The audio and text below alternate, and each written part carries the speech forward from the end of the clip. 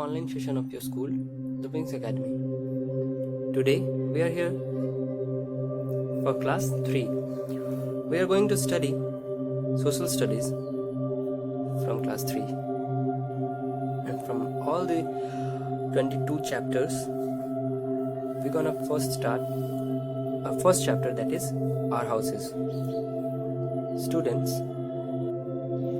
जैसा कि आप सब्जेक्ट्स में बहुत सारे सब्जेक्ट्स आपके पास हैं और उन सब्जेक्ट्स में कुछ चैप्टर्स होते हैं, तो कुछ चैप्टर्स ऐसे होते हैं जिन्हें हमें पहली बार सुनते हैं, पहली बार समझना पड़ता है उनसे, लेकिन कुछ चैप्टर्स ऐसे होते हैं जिसे हम पहले से ही जानते हैं, बस उसके बारे में क्या कुछ थोड़ा डिटेल में पढ़ना होता है। तो ऐसा ही कुछ चैप्टर है हमारा our houses. We all know about houses. Why? Because we live in our houses, and houses are most important part of our lives. So घरों के बारे में हम इस चैप्टर में थोड़ी डिटेल से पढ़ने वाले हैं। इस चैप्टर में हम पढ़ेंगे कि पहले हाउसेस कैसे होते थे, आजकल हाउसेस कैसे होते हैं। So let's start. Thousands of years ago, people lived in caves, under trees, and so on. Later, they started building houses with things like wood, stone, and mud. Today, we build many different kinds of houses. Students, जैसा कि आप अभी human के culture को देखते हैं, ऐसा हमेशा से तो नहीं था, हमेशा से तो ऐसा नहीं होगा, क्योंकि thousand of years ago, there were early men and their early culture. Like जो पहले early men थे, आपने सुना होगा early men के बारे में, उनकी अलग सभ्यता होगी, अलग कल्चर होगा, उनका अलग पहनावा होगा, अलग रहने का तरीका होगा, अलग बोलने का तरीका होगा, अलग खाने का तरीका होगा। आपने मूवीज में भी देखे होंगे इस तरह के early men. So उस टाइम क्या होता था, घर भी उन लोगों के अलग होते थे। पहले लोग कहाँ रहते थे? पहले लोग गुफाओं में रहते थे, कभी पेड़ के नीचे रहना पड़ता था उन्हें, एंड सो ऑन। लेकिन आजकल आप देख सकते हैं कि हम लोग तो आप लोग अब खुद को ही देखिए, आप लोग गुफाओं में या पेड़ के नीचे तो नहीं रहते हैं, आप रहते हैं घरों में। तो अर्ली मैन जो थे वो रहते थे गुफाओं में, पेड़ के नीचे, पेड़ पे। उसके बाद धीरे धीरे जब कल्चर चेंज हुआ तो लोगों ने छोटी छोटी झोपड़ी बनानी शुरू की, लकड़ियों और पत्थरों को यूज करके, यूजिंग वुड एंड स्टोन्स। और आजकल क्या है, साइंस और आगे बढ़ा, हमने अपने माइंड को यूज करके कुछ क्रिएटिविटी के साथ आज हम लोग जिस घर में रहते हैं वो सीमेंट, ब्रिक्स से बने होते हैं, जो कि मजबूत भी होते हैं और स्टाइलिश भी होते हैं। Now the topic is why do we need houses? हमें घर की जरूरत क्यों है? सो मुझे लगता है कि आप सबको इसका जवाब पता होगा। आपको घर क्यों चाहिए? आपके पास घर क्यों होना चाहिए? सिंपल से जवाब है, क्योंकि हमें बारिश, धूप और ठंड से बचना है, हमें सेफ रहना है। So we need houses. So let's read. We all need a house to live in. A house protects us from the heat, cold, rain and so on. It is a place where we can keep our things safely. A family stays together in a house. Staying with our parents, grandparents, brothers and sisters makes us feel happy and safe. हम क्या करते हैं, हम सबके पास अपना अपना एक घर है जिसमें हम लोग रहते हैं। हमें घर चाहिए रहने के लिए, सबसे पहली बात। उसके बाद हमें घर चाहिए ठंड, गर्मी और जाड़े से बचने के लिए, ठंड, गर्मी और बरसात से बचने के लिए। उसके बाद हमें घर चाहिए सेफ रहने के लिए। लाइक हम अपने सबके घर में कुछ पैसे होंगे, उसे हम लेके बाहर तो नहीं घूम सकते, हमें उसे सेफ रखने के लिए कुछ कोई सेफ जगह चाहिए, जो कि कहाँ हो सकती है, सिर्फ हमारे घर में ही हो सकती है। उसके बाद जो हमारा घर होता है उसमें हमारी फैमिली रहती है, our parents, our grand parents, brothers, sisters, इस सब के साथ हम लोग रह के क्या खुश फील करते हैं, और इन सब के बीच हम खुद को सेफ भी फील करते हैं। ऐसा तो नहीं है कि आप अपने पेरेंट्स के साथ हो तो डरे सहमे से हुए हो और कुछ भी बोल नहीं सकते हो, ऐसा थोड़ी आप मज़े करते हो अपने भाइयों बहनों के साथ और खुश रहते हो घर में। Now moving forward two types of houses. अब हमें ये पता चला कि हाउसेस हमें चाहिए क्यों। अब कितने तरह के हाउसेस होते हैं उसके बारे में हम लोग पढ़ेंगे। Houses are of different types. Some houses are built of mud, bamboo and wood. These houses are called huts. Huts are common in villages. They are not very strong. Houses made of bricks and cement are much stronger, but they cost more money to build. Most houses in towns and cities are of this type.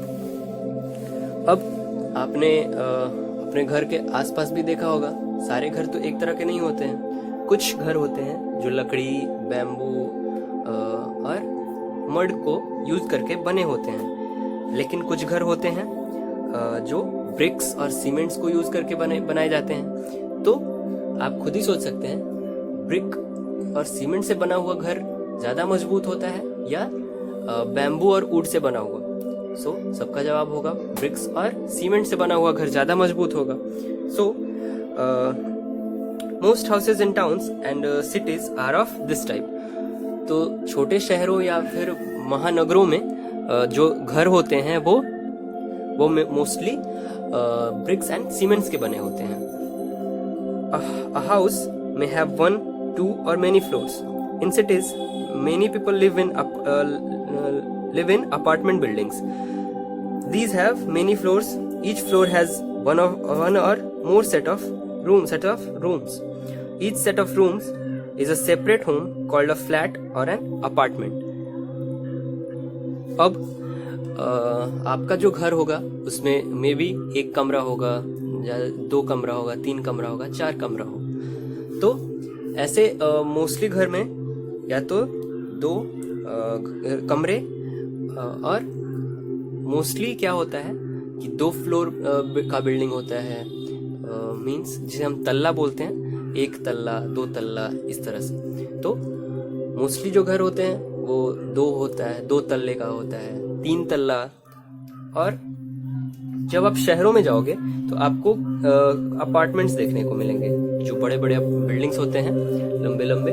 उसमें क्या होता है, उसमें अलग अलग room, अलग अलग floor में उस अपार्टमेंट को बांट दिया जाता है, और जिसमें सेट ऑफ रूम्स मिलते हैं हमें। और and each set of rooms are called flats. आपने फ्लैट के बारे में सुना ही होगा। तो फ्लैट क्या होता है? जो हमें अपार्टमेंट में एक सेट ऑफ रूम्स मिलते हैं उसे ही हम लोग बोलते हैं फ्लैट्स, और जिसमें हम रहते हैं। इस तरह से आप फिगर देख सकते हैं अपार्टमेंट का, एन अपार्टमेंट बिल्डिंग। इस तरह से आपने शहरों में देखा भी होगा। आगे बढ़ते हैं। Houses in different places and are different. In places where it rains or snows a lot, houses actually have sloping roofs. This makes the rain or snow slide off. In places where flood are common, houses are built on posts called stilts. आपने movies में देखा होगा कि घर एक तरह के नहीं होते हैं। मान लो आप ऐसे एरिया में रहते हो जहाँ पे बहुत बर्फ होती है, तो वहाँ के घर अलग होंगे। ऐसे एरिया में रहते हो जहाँ पे बहुत बारिश होती है, तो वहाँ के घर अलग होंगे। कैसे अलग होंगे?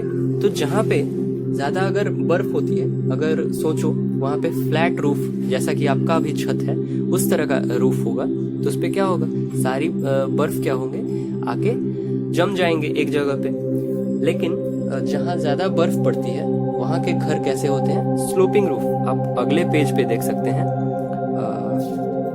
अपने बुक के अगले पेज पे स्लोपिंग रूफ इस तरह से अगर बर्फ गिरेगी तो ये इस स्लोप के थ्रू होके इधर स्लाइड कर जाएगी, फॉल हो जाएगी, जिसकी वजह से घर को कोई डैमेज नहीं होगा। अब जहाँ पे ज़्यादा बारिश होती है वहाँ और फ्लड आता है, बाढ़ आती है, तो वहाँ पे इस तरह से घर बनाए जाते हैं जिसे कहते हैं हम स्टिल्ट्स। ये मजबूत लकड़ियों पे घर खड़ा होता है जो कि फ्लड से बचने में मदद करता है, जिसे हम लोग स्टिल्ट्स बोलते हैं। याद रखेंगे। यहाँ पे एक और फिगर आप देख सकते हैं, अ बंगलो। बंगलो क्या होता है? बंगलो होता है a single floor house. Single floor house means उसमें एक बस ग्राउंड फ्लोर ही होगा और उसी ग्राउंड फ्लोर पे बहुत सारे रूम्स होंगे जो कि बड़ा होगा। A bungalow is a large single floor house. Now, houses are often made of materials that are easy to find near the spot. So, in places near forest, people may use wood to build houses, and in rocky areas such as hills, they may use stones. घर कैसे बनते हैं? So, लोग क्या करते हैं, जहाँ पे घर बनाना होता है उससे नजदीक जो भी मटेरियल्स अवेलेबल होते हैं, जैसे कि मान लो मैं घर बनाने वाला हूँ और मेरे घर के बगल में फॉरेस्ट है, जंगल है, तो मैं क्या प्रेफर करूँगा?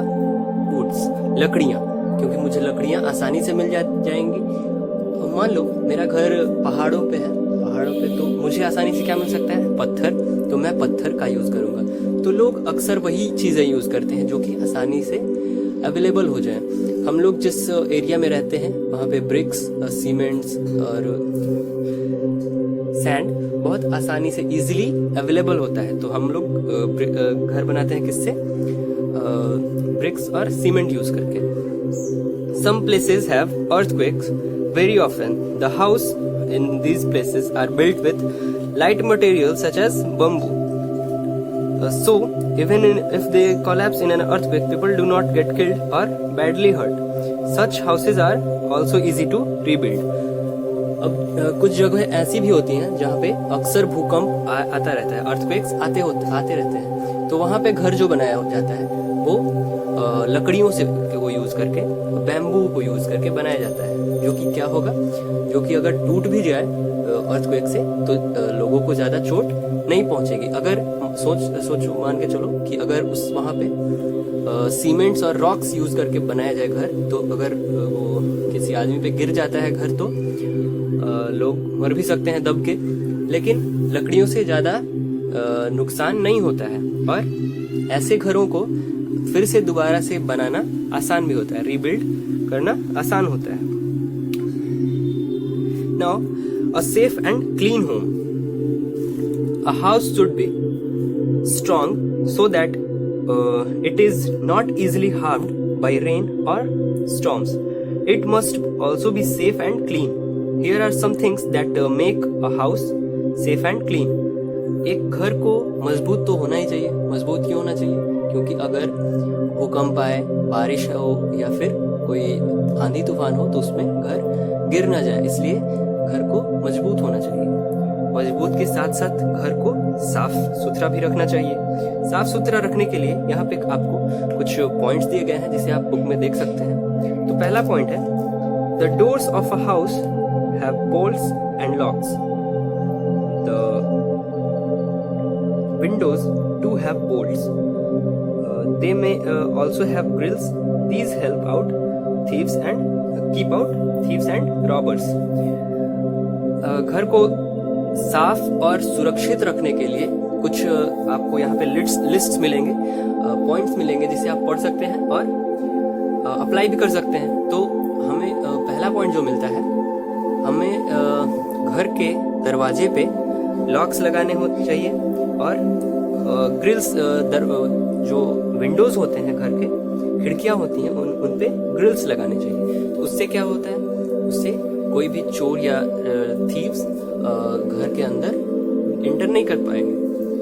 अगला, the balconies and staircases have railing so that people do not fall. आपको अब यहाँ पे एक साइड में आपको फिगर भी दिखेंगे, जैसे कि यहाँ पे ग्रिल्स लगे हुए हैं विंडोज में, एंड अगला जो पॉइंट है, बालकनीज एंड स्टेयर्स, जो बालकनी और सीढ़ी होती है वहां पे उस पे रेलिंग लगी होनी चाहिए इस तरह से। आप देख सकते हैं रेलिंग यहाँ पे। तो रेलिंग से क्या होगा, आदमी उसे सहारा लेके वहां पे चढ़ सकता है और गिरने से बच सकता है। Flies and mosquitoes can make us fall ill. Screens fitted into the windows are and doors keep out such insects. हमें घर अगर बनवाना चाहिए तो खिड़कियों पे, दरवाजे पे शीशे का कवर लगाना चाहिए। उससे क्या होता है, फ्लाइज, इंसेक्ट्स, छोटे छोटे जो कीड़े मकोड़े होते हैं जो कि हमें बीमार कर सकते हैं, वो दूर रहते हैं। अगर घर में फ्लाइज और इंसेक्ट्स नहीं आएंगे तो हमें बीमार पड़ने के चांसेस बहुत कम हो जाते हैं। Windows and doors let in sunlight and fresh air. Airy rooms have doors and windows on opposite walls. This lets air pass in and out of the rooms easily. Exhaust fans in kitchen and bathrooms push out dirty air and bring in fresh air.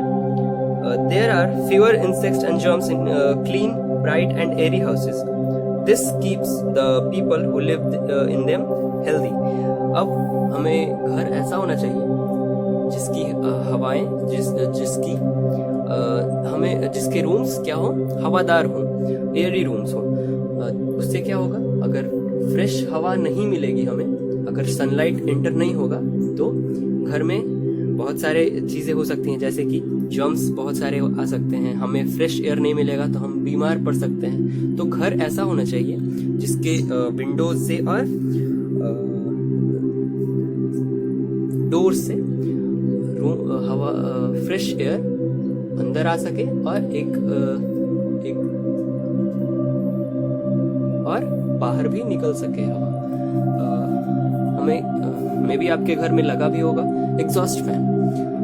हमें kitchens और bathrooms में ये exhaust fan लगाने चाहिए। ये exhaust fan क्या करते हैं, डर्टी एयर को बाहर निकाल देते हैं। जैसे कि जो एयर किचन में भर जाता है गर्म होने के चलते, वो उसे बाहर निकालता है और फ्रेश एयर को अंदर लाता है। एग्जॉस्ट फैन का यही काम होता है। तो हमें ये एग्जॉस्ट फैन लगाने चाहिए। इस तरह के clean, bright and Airy houses में क्या होते हैं, जर्म्स बहुत कम होते हैं, जर्म्स एंड इंसेक्ट्स। और जर्म्स एंड इंसेक्ट नहीं होंगे तो बीमार पड़ने के चांसेस बहुत कम होते हैं। हमें अगर हेल्दी रहना है तो हमारा घर क्लीन एंड फ्रेश होना चाहिए, एयरी होना चाहिए। अगला है, garbage must be collected in a covered bin. This keeps flies away. The garbage bin must be cleared every day because germs grow in rotting garbage. हमें एक डस्टबिन तो घर में होना ही चाहिए गार्बेज के लिए, और वो डस्टबिन ऐसा होना चाहिए जो कि कवर्ड हो। अगर कवर्ड नहीं होगा तो उस पे मक्खियाँ भिन आएंगी, फ्लाइज एंड बहुत सारे इंसेक्ट्स, जर्म्स भी पैदा होंगे जो कि क्या करेंगे, बाद में हमें ही बीमार करेंगे। तो जो गार्बेज बिन होना चाहिए, डस्टबिन होना चाहिए, वो क्या होना चाहिए, कवर्ड होना चाहिए।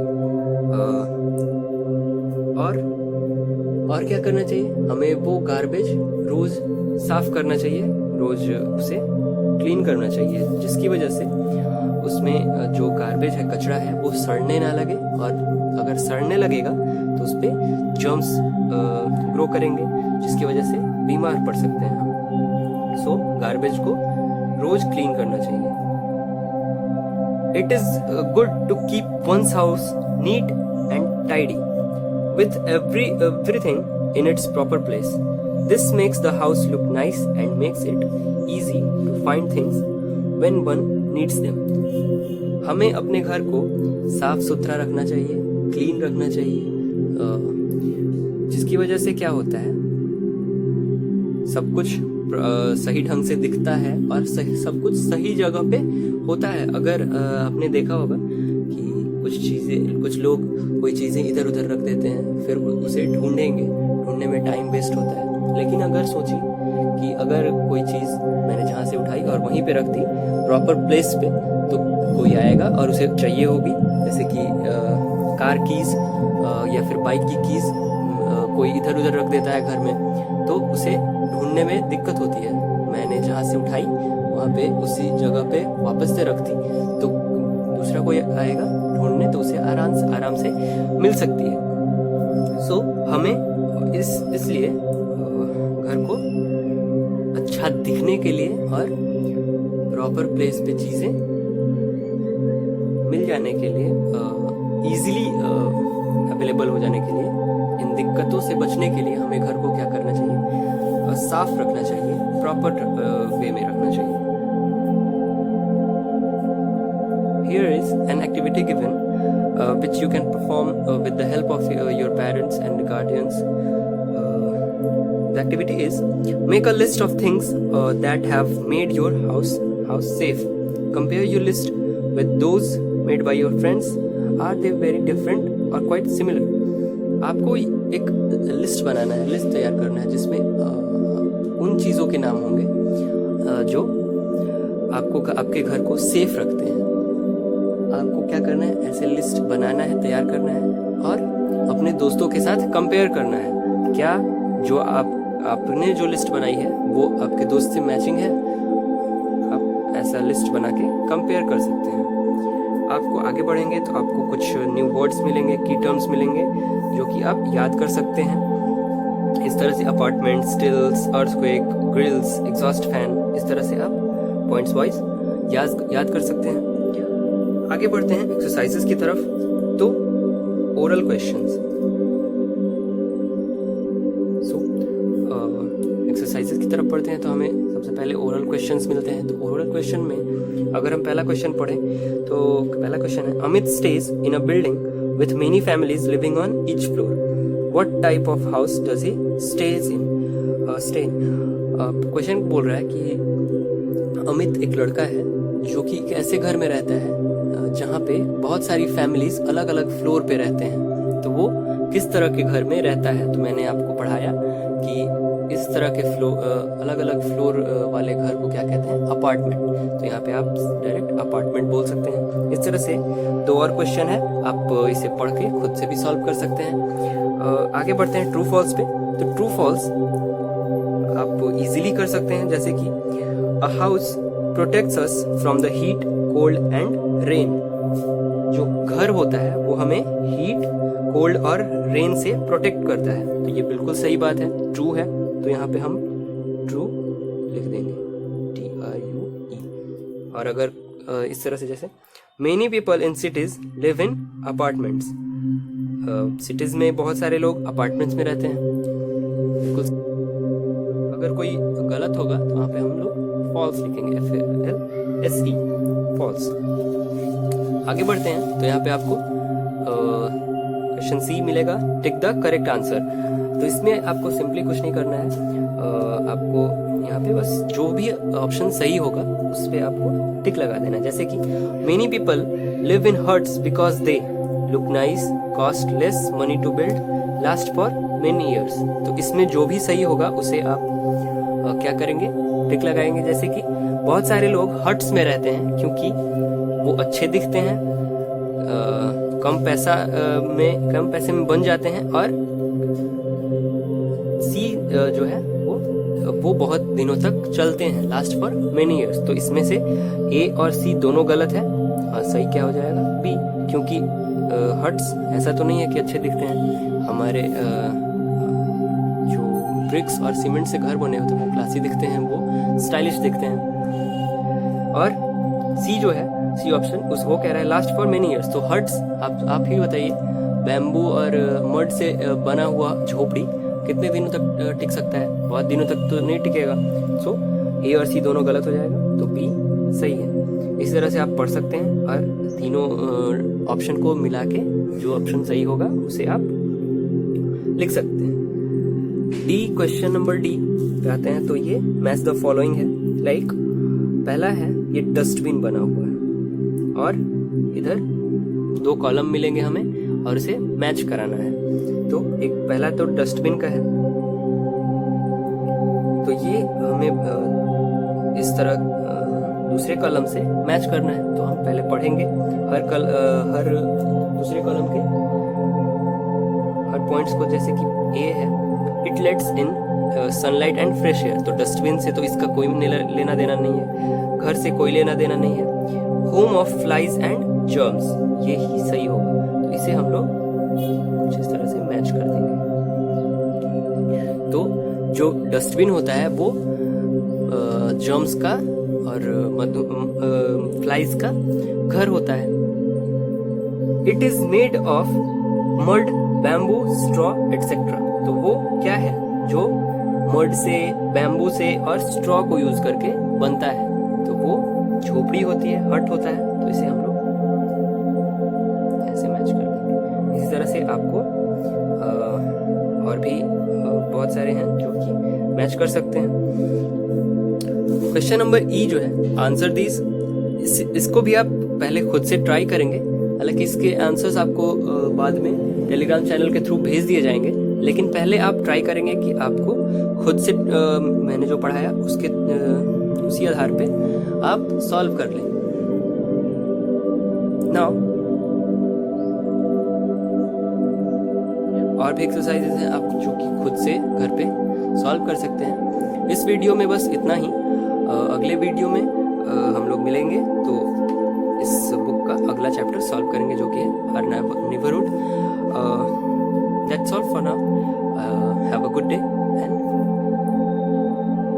Keep learning.